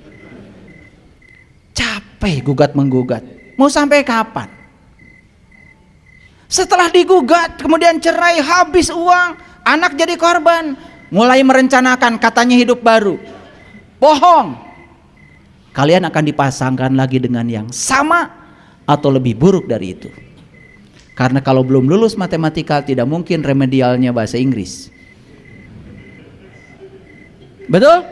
Belum lulus matematika, remedialnya ya matematika. Kalau Anda belum bisa menerima pasangan Anda apa adanya, walaupun pasangan Anda dicerai dan Anda kawin dengan yang baru, maka Anda akan dijodohkan dengan yang sama atau lebih buruk sampai Anda bisa menerimanya. Itulah hukum alam. Ini sains. Ini sains, ini bukan soal keyakinan. Karena hukum alam itu Anda yakin gak yakin tetap berjalan. Hukum gravitasi tidak butuh persetujuan Anda. Gak butuh. Ya, gak butuh. Anda yakin gak yakin kalau Anda jatuh dari lantai 4 mati. Walaupun gak yakin kepada gravitasi. Hukum alam tidak butuh persetujuan Anda. Hukum alam berjalan sesuai dengan yang alam mau. Itu yang saya bicarakan barusan, bukan ranah keyakinan. Itu adalah ranah hukum alam. Paham sampai sekarang? Oke. Selesai ini, wah luar biasa. Sekarang saya mau jadi diri saya. Diri saya dengan suami saya berbeda. Dan saya tidak akan memaksakan keinginan saya pada pasangan saya. Karena memang mereka berbeda. Saya terima dia apa adanya. Nanti akan kaget. 2-3 hari kita nyesal bertahun-tahun. Ternyata pasangan saya adalah manusia terbaik yang disediakan semesta untuk menjadi teman hidup saya. Dan saya tidak akan menjadi saya hari ini kalau pasangan saya bukan dia. Ternyata dia makhluk limited edition yang disediakan semesta buat saya. Oke. Keren, keren. Nih hadirin ya. Buat apa sih kita konflik di keluarga? Yang akan jadi hancur tuh anak cucu kita bingung nanti. Ya. Semua itu, semua keputusan yang dimulai dengan rasa marah akan berakhir dengan rasa malu. Saya heran ya, banyak sekali mohon maaf ya. Kadang-kadang mengaku dirinya sebagai tokoh, tetapi memberikan contoh tidak selayaknya sebagai tokoh. Dan harusnya bagian yang ini, aduh ini sangat penting. Sangat penting. Oleh karena itu, yuk kita belajar. Jadikan pasangan kita sebagai guru kita. Mulai sekarang pandang dia sebagai guru. Guru kesabaran kita, guru kebijaksanaan kita, guru keluasan kita, guru kearifan kita. Kalau kita pandang mereka sebagai guru, maka kita setiap hari akan terus berguru pada dia. Kita akan mengalami peningkatan kesadaran yang luar biasa. Puncaknya, ingat, yang enak akan ditinggalkan, yang gak enak akan ditinggalkan. Tapi pelajaran yang akan kita bawa adalah pelajaran kebijaksanaan, menerima yang enak dan tidak enak apa adanya. Itu yang akan kita bawa. Jadi setiap manusia tercipta untuk peran yang berbeda dan unik. Tercipta untuk peran yang berbeda dan unik. Artinya setiap manusia itu sudah disiapkan untuk tujuan Tuhan yang berbeda. Dia akan dipakai untuk menjadi kepanjangan tangan Allah untuk tujuan yang berbeda. Oleh karena itu, jadilah diri sendiri, bukan seperti yang diinginkan oleh orang lain. Jadilah unik. Maka kita akan menemukan kemerdekaan.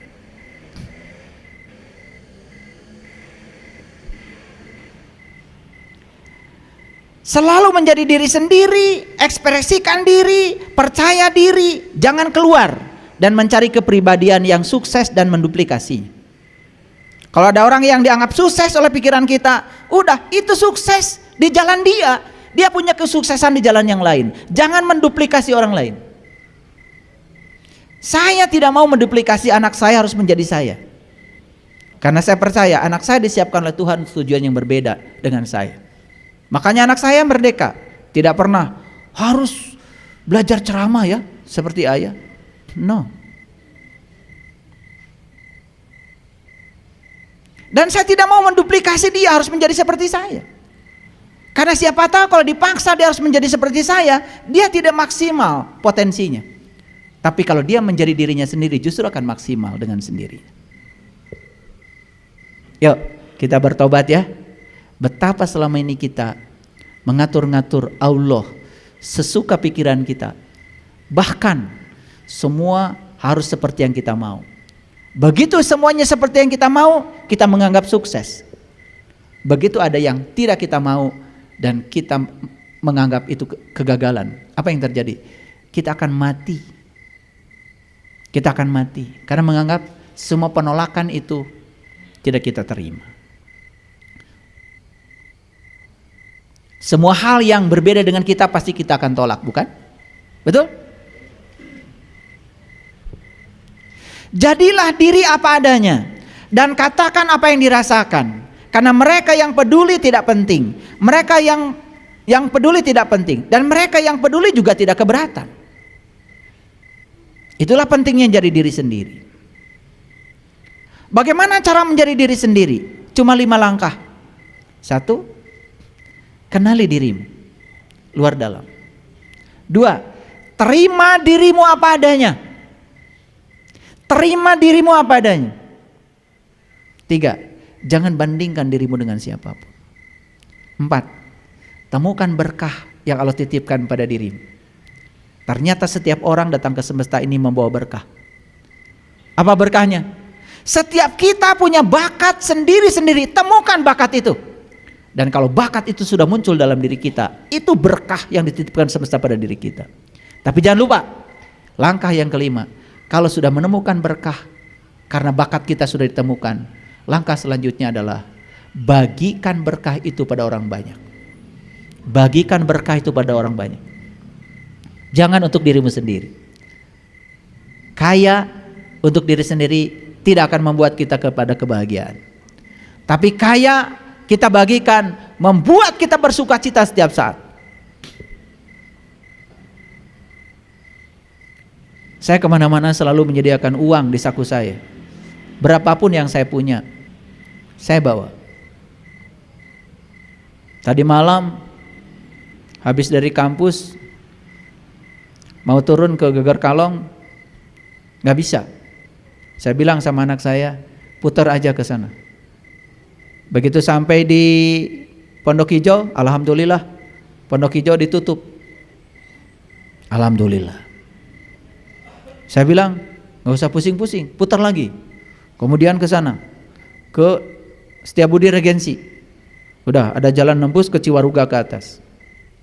Begitu jalan di situ, subhanallah, memang harus ke situ jalan. Saya menemukan beberapa orang sepanjang jalan yang memang perlu bantuan. Berkali-kali saya turun dari mobil sampai anak saya tuh nangis. Ayah, kan capek ayah. Enggak apa. Capek ayah ngajar dari pagi sampai sore ini. Terbalas. Kenapa? Bisa membahagiakan beberapa orang sepanjang jalan. Maaf, uang 200.000, 300.000 mungkin tidak begitu berguna bagi kita. Tapi di pinggir jalan ada orang yang sedang mengharapkan 300.000 untuk menafkahi keluarganya. Begitu saya kasih, kemudian dia menangis. Ternyata dia sedang bingung. Karena apa? Karena anaknya sakit. Mau dibawa ke dokter nggak punya uang. Dan ketika kita memberikan itu dan mendengar ceritanya, bukankah kebahagiaan kita luar biasa? Uang yang disimpan di dompet kita tidak akan membuat kebahagiaan sebelum uang itu digunakan. Sama seperti listrik, perhatikan listrik. Listrik itu oleh PLN dijualnya tidak dalam joule, tapi dalam watt. Apa bedanya? Joule dengan watt beda. Kalau joule itu satuan energi, kalau watt itu satuan daya. Kalau daya itu banyaknya energi yang digunakan per satuan waktu. Itu namanya daya. Makanya daya itu watt, joule per detik. Terserah kita mau pakai joule mau pakai watt. Kalau joule, nih habis makan kita punya energi, itu joule. Energi ini disalurkan keluar. Berapa banyak energi yang disalurkan keluar per satuan waktu, semakin banyak energi yang disalurkan per satuan waktu, semakin berguna kita dalam hidup. Itu namanya daya. Coba listrik ini. Listrik. Yang 5 watt dengan yang 10 watt, beda nggak terang? Yang 10 watt dengan yang 25 watt, beda nggak terang? Beda. Kenapa? Yang 5 watt itu mengeluarkan 5 joule per detik. Terangnya segitu. Yang 25 watt mengeluarkan 25 joule per detik. Terangnya luar biasa. Terserah kita mau mengeluarkan berapa joule per detik ke semesta, terserah kita. Itulah yang dikatakan manusia berguna. Jadi kalau kaya hanya memperkaya diri sendiri, itu namanya energi. Tetapi kalau kaya dialirkan ke orang lain, itu sudah daya, itu sudah joule per detik. Makanya PLN menjual listrik tidak pakai joule, pakai watt. Hebat ya? Pernah memikirkan itu? Ya sebetulnya sudah pasti tidak pernah. Sudah pasti tidak pernah. Yang penting rumah kita caang. Padahal tiap hari pelajaran itu ada kan? Betul nggak?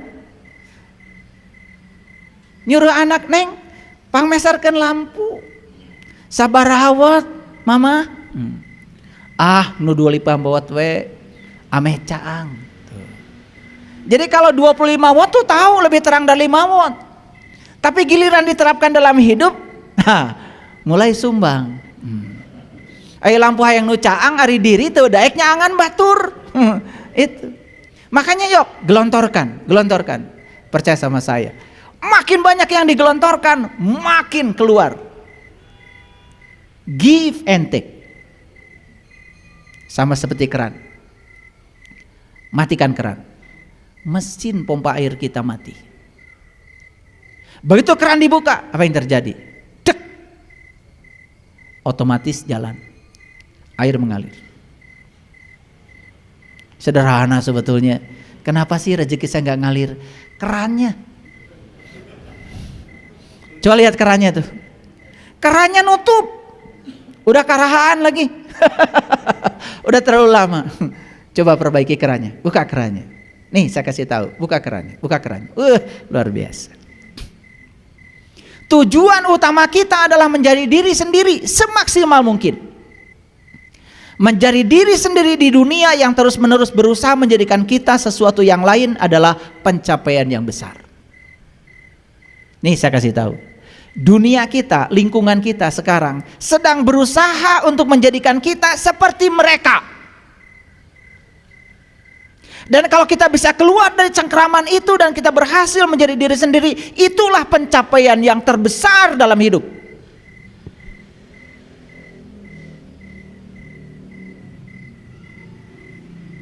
Saya di keluarga saya nggak mau jadi ayah saya, nggak mau. Ayah saya kiai, saya nggak mau. Saya jadi diri saya,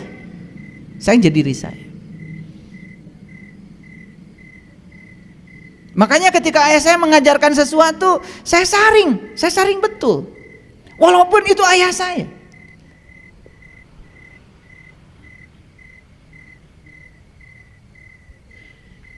Saya masih ingat itu dialog dengan ayah saya. Itu bulan Ramadan itu. Kalau besok mau saum itu, awal saum biasanya ayah saya kumpulkan semua, ngasih ceramah agama. Ayat yang dibaca udah pasti ayat Ramadan. Ya ayyuhallazina amanu kutiba alaikumusiyam. Itu yang dibaca itu. Hai orang-orang yang beriman, diwajibkan bagi kamu saum. Dan saya langsung nanya sama bapak, itu kan pak yang dihaikan orang beriman, hari orang iman tuh pak. Bapak saya besoknya Bapak saya mendatangkan teman-temannya yang kiai-kiai. Nitip cenapun anak. Wah, gara-gara kamari nanya. Tapi saya tetap tidak mau jadi orang lain. Saya tetap, ya nggak apa-apa. Saya dititipkan di pesantren ini, saya nerima. Dan puncaknya, saya juga tidak akan bisa menemukan kebenaran dalam diri saya kalau saat itu saya gagal menjadi diri saya. Masa cuma nanya gitu aja nggak boleh? Saya cuma nanya, Pak, kan yang dihaikan orang beriman. Ari orang teh iman, Pak. Bapak saya tuh diem, marah gitu. Tapi dan memang nggak bisa jawab, betul nggak? Ya, susah coba kalau punya anak kayak saya. Iya. Beliau lagi cerita tentang perjalanan perjalanan spiritual lah. Kan spiritual tuh selalu dikaitkan dengan langit ketujuh, betul nggak? Jauh sekali. Saya cuma nanya gini, katanya Allah dekat. Cek Bapak, Allah teh dekat. Lebih dekat daripada urat nadi. Nah, penakna menit tebih keneh, Pak, menit tebih. Saya langsung dimarahin, murtad sih ya. Saya cuma ngomong begitu, padahal kan itu tuh dari diri saya gitu kan. Ya kan ada konflik di otak saya. Bapak saya bilang, Allah teh deket jeung urang, leuwih deket tibatan urat genggerong urang. Wah, itu Bapak saya. Tapi di sisi lain beliau mengatakan, ya, untuk bertemu Allah tuh harus pergi jauh ke sana. Kan di otak saya jadi mulai mulek. Mikir. Nah, cenah cek Bapak, Allah teh caket ari panggina jauh-jauh teuing. Murtad sia. Wah, udah yakin saya dititipkan lagi besoknya. Nasib saya begitu.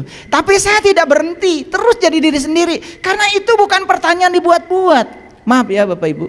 Kan itu bukan dibuat-buat. Itu kontra kan di sini? Kontra.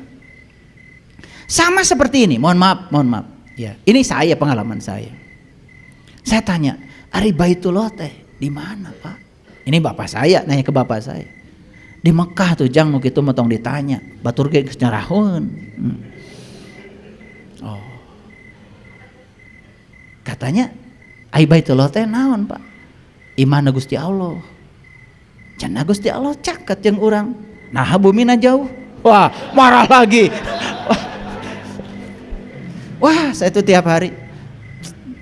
Tapi alhamdulillah, waktu beliau umur 79 tahun, beliau menyadari semuanya dan beliau minta dibimbing oleh saya. Setelah saya melakukan pencarian, kemudian saya bilang sama Bapak, Pak, abdi tos tepang sareng anu ku abdi dipilari salami ieu. Bilih Bapak hoyong mangga. Abdi ngantos. Jadi saya menunggu lama sampai beliau dari dalam dirinya sendiri minta dibimbing. Alhamdulillah. Sampai beliau meninggal, luar biasa. Nah, ternyata kejujuran itu mahal, Bapak Ibu. Membuang formula paradigma yang selama ini mencengkram itu untuk bisa keluar dari situ agar menemukan kebenaran sejati memang tidak mudah. Saya bertahun-tahun. Dan beliau baru minta kepada saya di usia beliau 79 tahun. Minta. Sampai yang terakhir beliau pernah bilang sama saya, ari sholat teh aya rasana? Aya, Pak. Aya. Ari iman teh aya rasana? Aya, Pak. Ari Islam teh aya rasana? Aya, Pak. Tapi saya tidak bisa menjelaskan. Bapak harus mengalami sendiri rasa itu. Itu saya dialog dengan beliau itu sampai jam 3 pagi. Persis seperti dialog Ibrahim dengan ayahnya itu. Ternyata saya menyadari patung terbesar yang harus dihancurkan itu bukan patung dalam wujud fisik. Tapi patung terbesar yang harus dihancurkan adalah ketidakmauan kita untuk berubah. Itu patung yang paling besar. Sifat kita yang tidak mau berubah merasa paling benar, merasa paling hebat, paling soleh, semua orang salah, dan tidak perlu mendengar siapapun lagi. Itu patung terbesar yang harus dikampakin. Dan saya baru sadar, ternyata Nabi Ibrahim yang dikampakin dari ayahnya bukan patung yang di luar, bukan yang bersifat fisik, tetapi sifat yang tidak mau berubah. Dan patung itu yang berbahaya dalam diri kita. Patung yang fisik apa bahayanya? Hanya seni, tapi ketidakmampuan kita untuk mengubah diri. Kekeh, merasa paling benar, merasa paling hebat. Itu yang sangat berbahaya. Hadirin, sudah banyak yang saya sampaikan hari ini. Dan yang terakhir saya ingin menyampaikan satu ayat yang sangat penting untuk kita renungkan.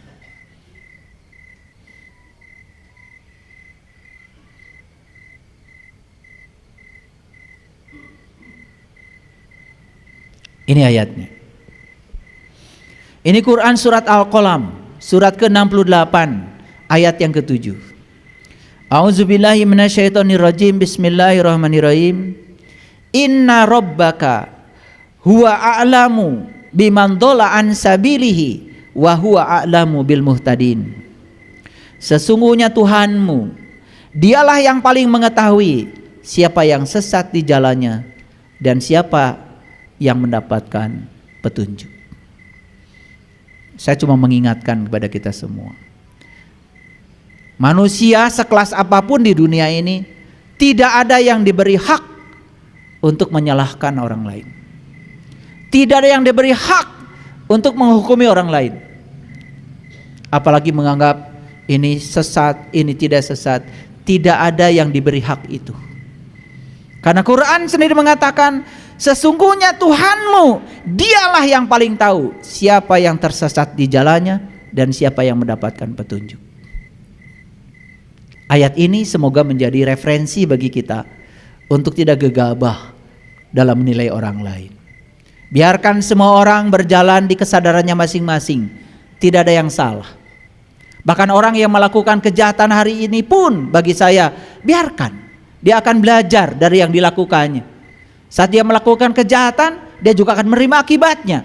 Saat dia menerima akibat, dia pun akan belajar dari akibat yang ditimbulkannya. Semesta tidak pernah menghukum siapapun, hanya mengajarkan supaya tambah baik. Semesta ini diciptakan oleh Allah menurut hukum sebab akibat. Siapapun yang menimbulkan sebab baik akan menerima akibat baik. Siapa yang menimbulkan sebab buruk akan menerima sebab yang buruk. Oleh karena itu, jangan usil, jangan komentar. Maafkan semua orang dan biarkan mereka berjalan di jalannya masing-masing. Setiap orang punya jalan hidup masing-masing. Orang suci hari ini mungkin pernah punya masa lalu. Orang jahat hari ini mungkin juga masih punya masa depan. Jangan menolak orang lain. Jangan menghukum orang lain. Karena dia tidak seperti yang kita mau, kemudian kita menghukumnya. Wah, kamu dikutuk, kamu diazab. Tuhan tidak pernah mengutuk. Tuhan tidak pernah mengazab. Dia maha welas, maha asih. Dia hanya menegur kita supaya cepat pulang. Gelang si patu gelang, gelang si rama-rama. Ayo tepuk tangan. Marilah pulang, marilah pulang ke jati diri kita. Mari pulang, marilah pulang, marilah pulang ke tempat asal kita. Yuk kita pulang, yuk kita pulang, kita pulang. Kalau banyak masalah dalam hidup karena kita sudah terlalu jauh menyimpang dari tempat asal kita. Sudah terlalu jauh kita menyimpang dari jalan yang digariskan oleh semesta buat kita. Terima kasih. Assalamualaikum warahmatullahi wabarakatuh.